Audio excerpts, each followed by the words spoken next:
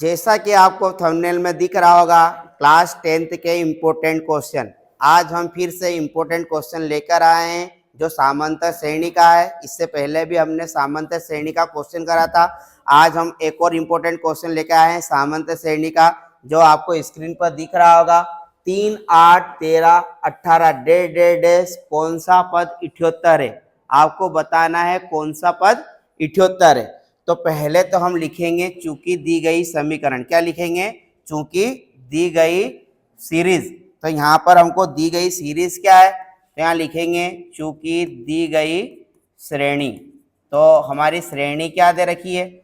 AP बराबर दे रखा है 3, 8, 13, 18।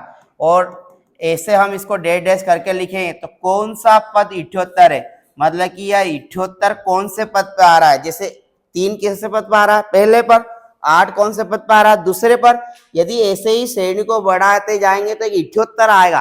तो 78 किस पद पर आ रहा है यह आपको बताना है। तो पिछले हमने वीडियो में बात करी थी कि समांतर श्रेणी में कोई सा भी पद आप ज्ञात कर सकते हो। कौन से फार्मूले से? nवें पद के। an इक्वल टू क्या होता है? a plus n minus 1 into D. तो अब यहाँ पर हम देखते हैं कि हमारा a क्या होगा। तो a हमारा प्रथम पद कहलाता है, तो a बराबर कितना हो जाएगा? 3। अब हम निकालेंगे d। तो d क्या होता है? a2 minus a1 equal to a3 minus a2। तो निकाल लिए। a2 हमारा कौन है? 8, दूसरा पद 8 है। a1 कौन है? 3। a3 कौन है आपका? 13। a2 कौन है आपका? 8।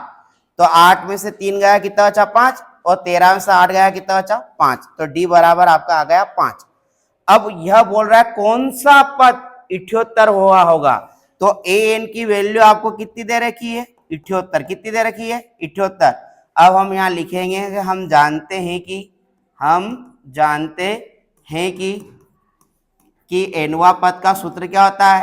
an equal to a plus n minus 1 into D. तो an का मान हमारे पास कितना आया? 78। तो an की जगह कितना लिख देंगे? 78। a का मान हमारे पास कितना है? 3। तो a की जगह कितना लिख देंगे? 3 प्लस n हमको ज्ञात करना है ऐसा का ऐसा। d का मान हमारे पास कितना है? 5। तो d की जगह कितना लिख देंगे? 5।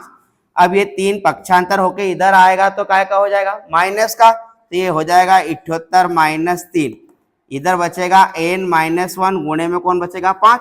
78 में से 3 गया कितना बचा? 75। n minus 1। जब n माइनस 1 की वैल्यू निकालोगे तो 5 कहाँ चला जाएगा? 75 के बटे में।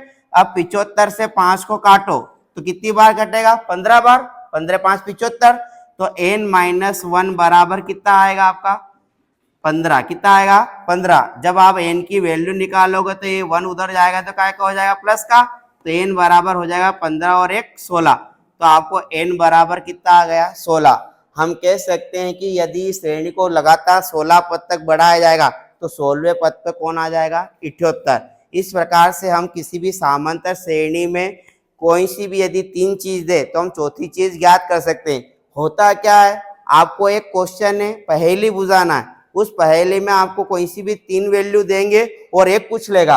अब देखो इस सूत्र में कितनी चीजें हैं? एक तो an है, एक a है, एक n है और एक कौन है? d।